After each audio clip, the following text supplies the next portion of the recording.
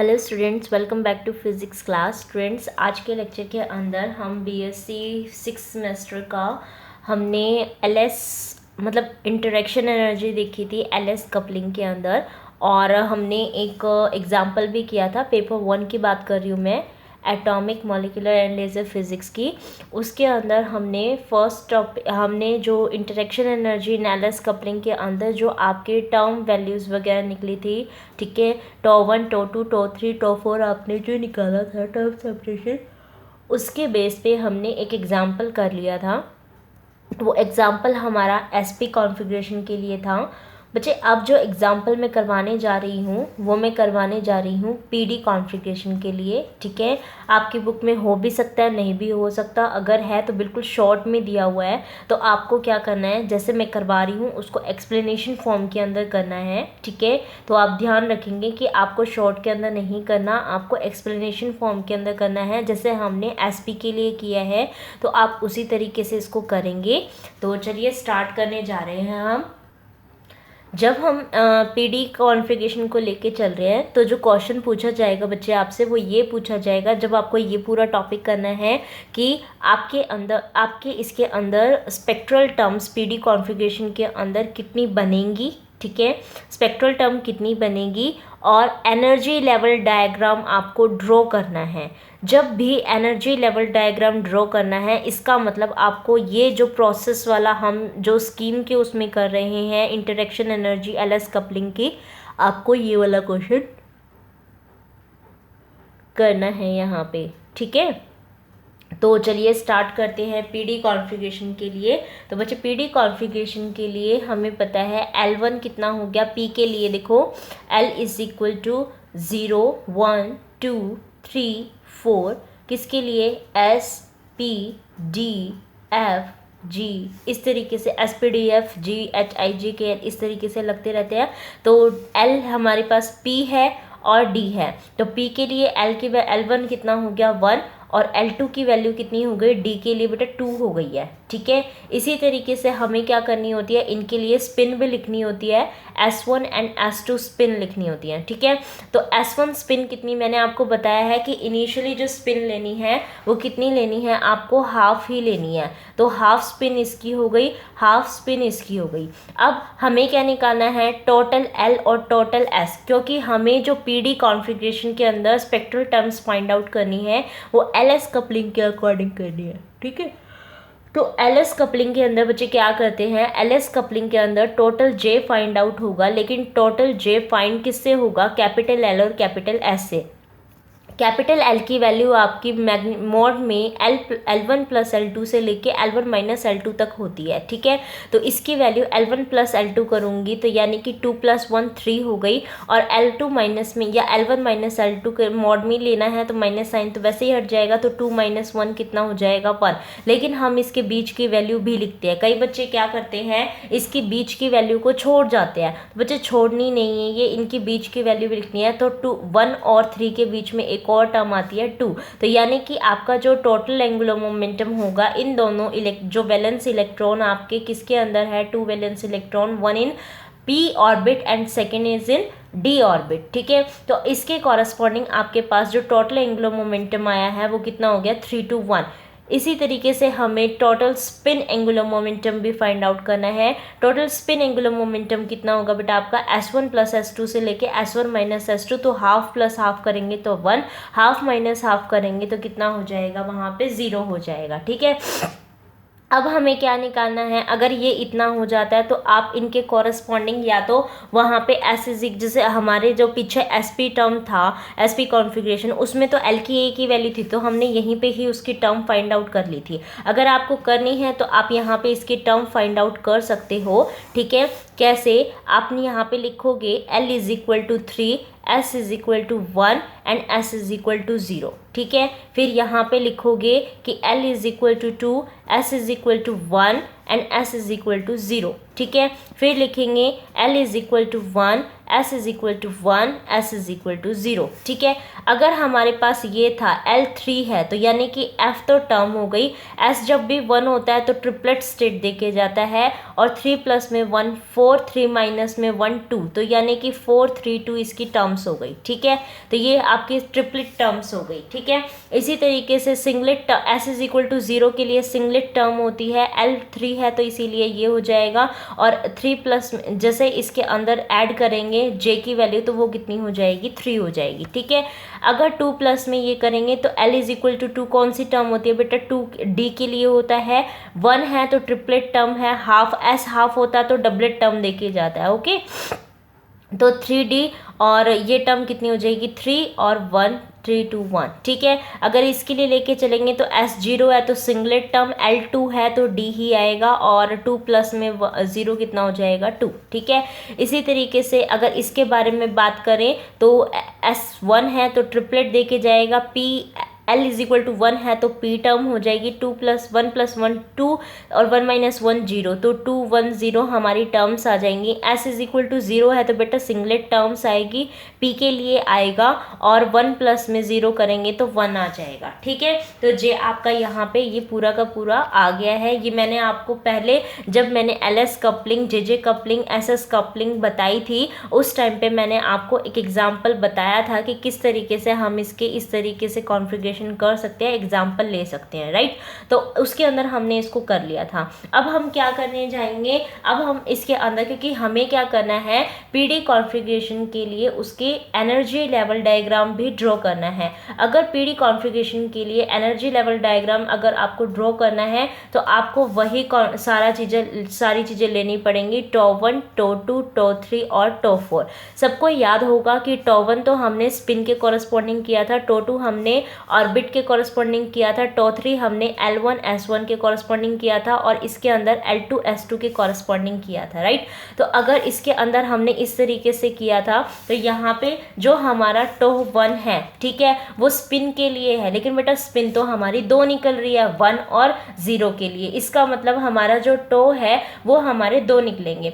Last जब हमने SP configuration करी थी तो वहाँ पे L की एक ही वैल्यू थी, तो मैंने टो1 प्लस टो2 कर दिया था, लेकिन यहाँ पे L की 3 वैल्यूज़ है तो मैं यहाँ पे कंफ्यूज हो जाऊंगी उसको करूँगी तो। ठीक है, तो अभी क्या करना है, अभी हमें करना है S इज इक्वल टू 1 के लिए निकाल लेंगे और S इज इक्वल टू 0 के लिए सेपरेट निकाल लेंगे। ठीक है, तो to S is equal to 1 के लिए, टो1 हमारा S इज इक्वल टू 0 के लिए। फॉर्मूला क्या होता है सबको याद होगा, कैपिटल S इंटू में S प्लस में 1, माइनस में S1 इंटू में S1 प्लस 1, और माइनस में S2 इंटू में S2 प्लस में 1, डिवाइडेड में हमारा कितना था 2। ठीक है, सिमिलरली यहाँ पे भी यही फॉर्मूला लगेगा, तो मैं डायरेक्ट वैल्यू पुट करूँगी, और दोनों के अंदर S1 और S2 बेटा आपकी कितनी थे, हाफ ही वैल्यू थी। ठीक है, तो आप यहाँ पे इसको पुट कर दो, पुट करोगे तो देखो यहाँ पे कितना हो जाएगा, ये 1 है तो 1 प्लस में 1 2, तो ये हो गया, फिर माइनस में ये कितना हो गया, हाफ इंटू में हाफ प्लस 1, ये 3/2 इंटू में 1/2 यानी कि 3/4, यानी कि ये माइनस के 3/4 हो गया,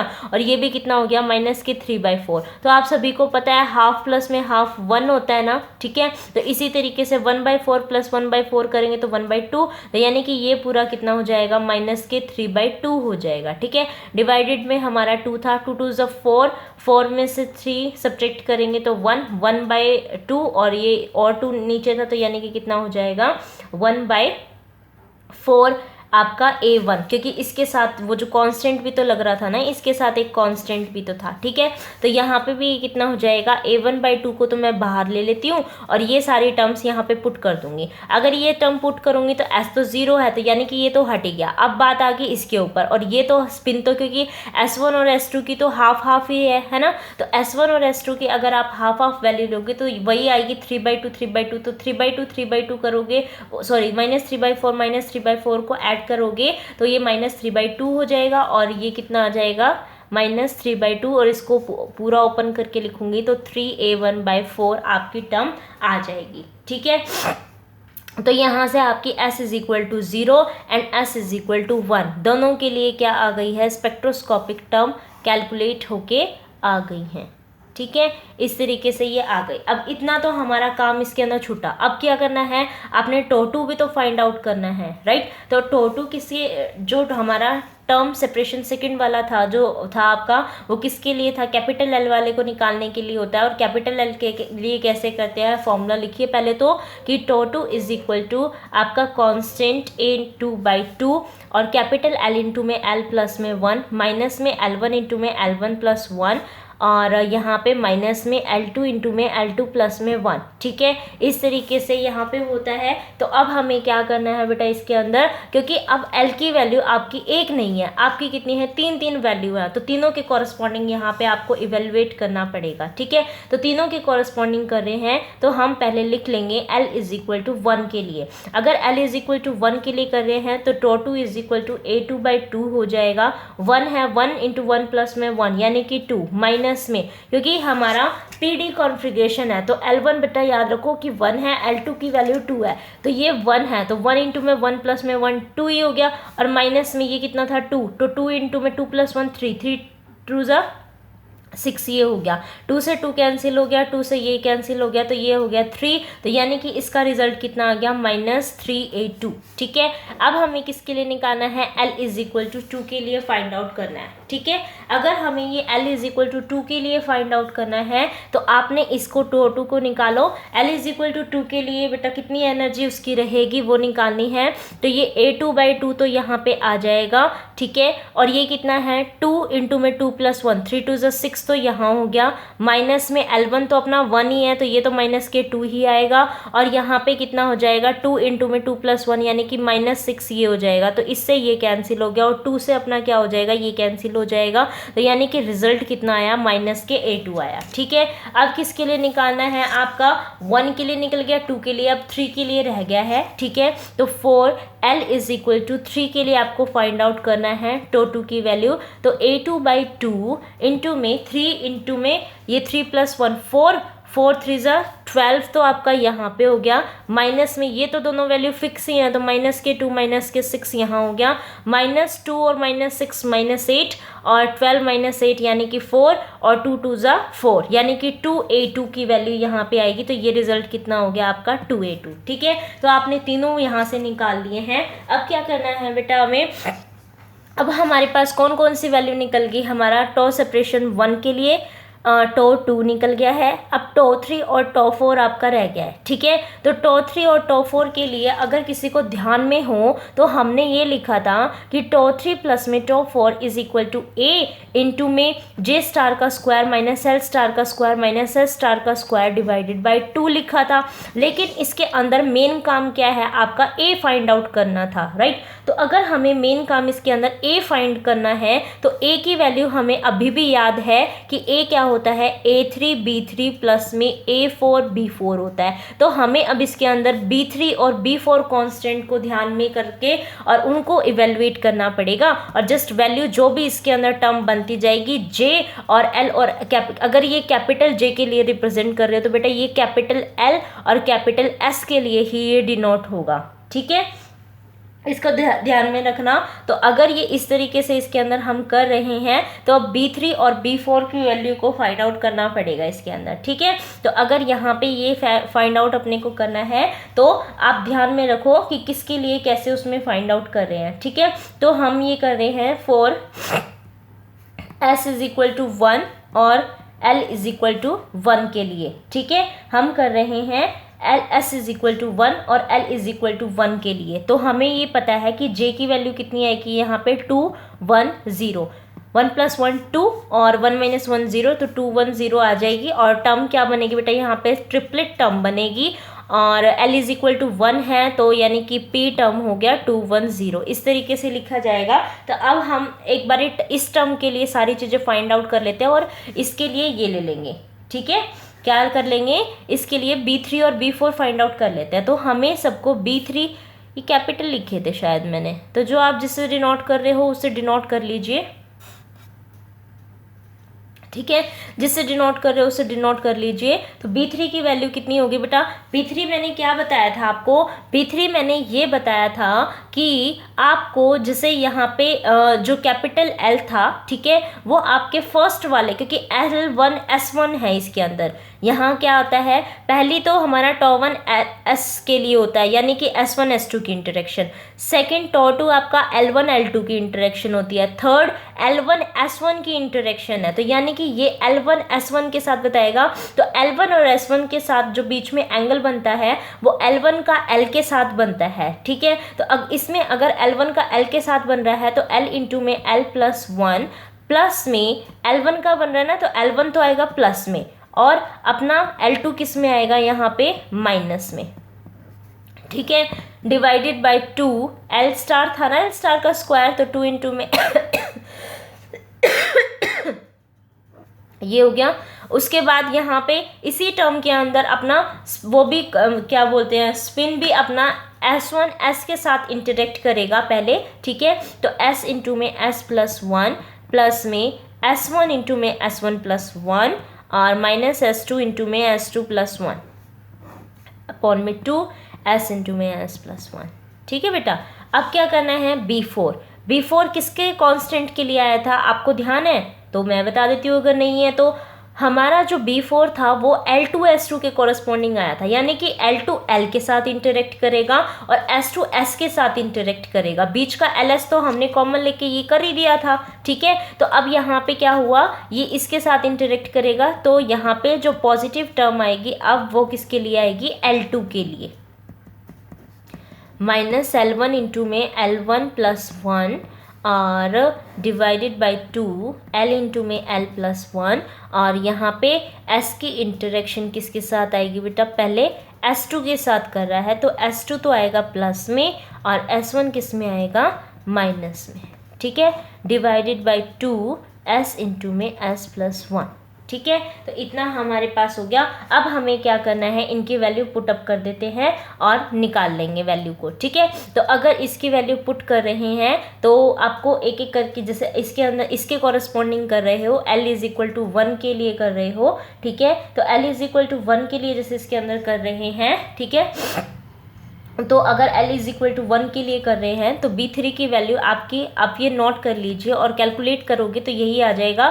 L1 आपको 1 पुट करना है और L2 की वैल्यू आपको क्या पुट करनी है, यहाँ पे 2 पुट करनी है, ठीक है। और कैपिटल L मैंने आपको दिया हुआ है। सिमिलरली S की वैल्यू को 1 करना है, S1 और S2 की वैल्यू को दोनों को हाफ पुट करना है, यही यहाँ करना है, यही यहाँ करना है, ठीक है। जब ऐसे वैल्यू पुट करोगे तो B3 की वैल्यू कितनी आएगी आपकी, -1/4, और B4 की वैल्यू कितनी आएगी बेटा, आपकी 3/4 आएगी, ठीक है। तो अब आपके पास क्योंकि ये चीज़ आ गई है तो आपको अब क्या करना है, आपको J के लिए, इसके लिए कैलकुलेट करना है। तो ये थोड़ा सा लेंथी पड़ जाएगा, क्यों, क्योंकि पहले आपको एक एक करके ये करना है, उसके बाद ये J की वैल्यू आएगी, ठीक है। इस J के लिए आपको क्या करना पड़ेगा, टॉ3 प्लस में टॉ4 फाइंड आउट करना पड़ेगा, ठीक है।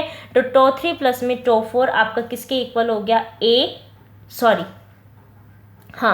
A इंटू में J स्टार का स्क्वायर माइनस L स्टार का स्क्वायर माइनस S स्टार का स्क्वायर डिवाइडेड बाय 2 था। तो आपको यहाँ पे A की वैल्यू लिखनी है, ठीक है। तो A की वैल्यू अगर यहाँ पे लिखोगे तो वो A3 B3 उसकी फॉर्म में है, ठीक है। तो अगर इसको पूरा का पूरा करोगे तो ये वैल्यू आपको यहाँ पे क्या करना है, एक एक बारी J की वैल्यू को पुट करते जाओगे और L की S की वैल्यू आपके पास है, ठीक है। और A की जो आपने अभी इवेलुएट कर रखी है या फिर एक बारी देख लो इसके अंदर पुट करके कि ये कितना बन जाएगा, ठीक है। तो उसके कॉरस्पॉन्डिंग इसको यहाँ पे पुट करना है, ठीक है। तो अगर इसको पुट करोगे तो एक एक वैल्यू मैं यहाँ पे लिख रही हूँ, आपको वो सॉल्व करके देखनी है कि आ रही है कि नहीं आ रही, ठीक है। तो 4 J = 2 J = 1 एंड J = 0, ठीक है। ये आपको कैलकुलेट करना है। यहाँ पे टॉ3 प्लस में टॉ4 की वैल्यू जो आएगी किसके लिए, J = 2 के लिए, वो पूरा सॉल्व करके A आएगी। इसके अंदर इसके कॉरस्पॉन्डिंग जो वैल्यू आएगी वो -a आएगी, और j इज इक्वल टू 0 के लिए जो वैल्यू आएगी वो कितनी आएगी, -2a आएगी। ठीक है, अगर किसी बच्चे को ये प्रॉब्लम है कि भाई पेपर में इतना बड़ा कैसे सॉल्व करेंगे, तो बेटा जो लास्ट में हमारा एनर्जी लेवल डायग्राम है, आपको वो एनर्जी लेवल डायग्राम के अंदर ये जो वैल्यूज़ आएंगी ना, वहाँ पे हमें पुट करनी होती है। आपको बस वो फिगर जो है वो ध्यान में रखना पड़ेगा। ठीक है, अगर वो फिगर आपका ध्यान में है तो आप यहाँ से ये फाइंड आउट करके रिजल्ट एग्जैक्ट उसमें भी लिख सकते हो एग्जाम में कि इसकी ये वैल्यू आ गई, क्योंकि आएगी तो यही वैल्यू। ठीक है, तो आप लास्ट में भी इसको बता सकते हो। ठीक है, तो ये हमने किसके लिए किया था, ये हमने किया था बच्चों p ऑर्बिट के लिए, यानी कि जब L1 था S1 है और आपके लिए J की वैल्यू कितनी आ गई, 210 आ गई। तो इसी तरीके से हम उसको सिंगलेट के लिए भी कर लेंगे। ठीक है, तो अब किसके लिए बारी आ रही है, आपकी d orbit and f orbit के बारे में बात कर रहे हैं। ठीक है, तो अगर f ऑर्बिट और d ऑर्बिट के बारे में बात कर रहे हैं, ठीक है, तो क्योंकि सिंगलेट के उसमें तो वो सीधा ही निकल जाएगा। ठीक है, अगर सिंगलेट के लिए आपको ये फाइंड आउट करना है तो जैसे हमने पहले किया था, s को 0 पुट कर देना और L की वैल्यू को 1 2 3 करके J की वैल्यू आ जाएगी, वहां से आपको क्या करनी है, उनकी वैल्यूज को फाइंड आउट करना है। ठीक है, तो ये बहुत लेंथी सा बन जाएगा। ठीक है, तो आप एक बार उसको सॉल्व कर लेना। ठीक है, जब सॉल्व करोगे सिंगलेट के लिए, P के लिए मैं बता देती हूँ। ठीक है, जब P आप सिंगलेट लेके चल रहे हो, इसका मतलब सिंगलेट लेके चल रहे हैं, इसका मतलब क्या है आपका कि S इज इक्वल टू 0 है और L की वैल्यू क्या कितनी होगी, 1, और J भी कितना है, 1। तो आपका जो टॉ3 प्लस में टॉ4 का जो रिजल्ट आएगा वो कितना आएगा बेटा, आपका जो इंटरेक्शन एनर्जी आपकी इसके अंदर निकालोगे। ठीक है, तो जो इंटरेक्शन एनर्जी किसके लिए, एस की बेस पे हमारी ये निकल जाएगी ना, एस की बेस पे निकाल सकते हैं ना हम इसको, है ना, सिंपल। उसके लिए देखो, जब हमने ये वाला किया था यहाँ से निकाल रखी है हमने, तो एल के लिए तो निकाल रखी है ना, दोबारा करने की जरूरत क्या है, आपने निकाल तो रखी है सेपरेशन एनर्जी तीनों के लिए अलग अलग। ठीक है, तो बस इसको दोबारा से करने की जरूरत नहीं है।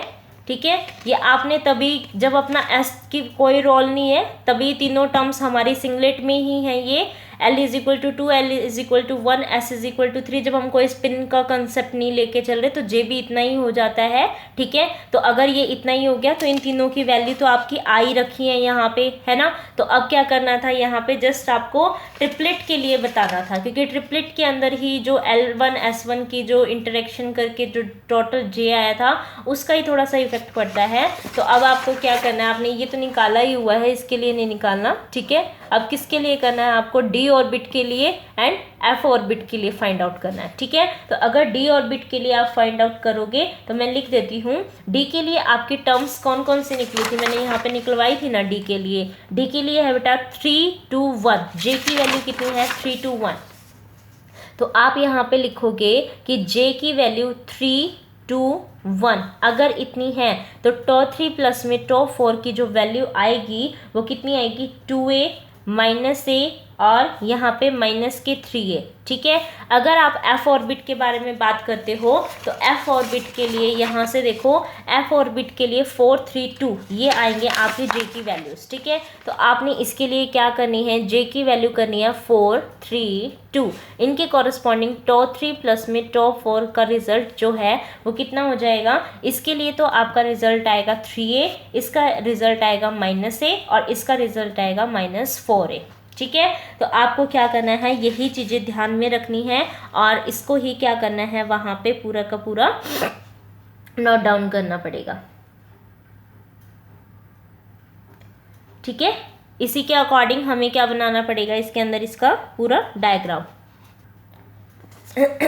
चलिए बच्चे स्टार्ट करते हैं इसका डायग्राम बनाना।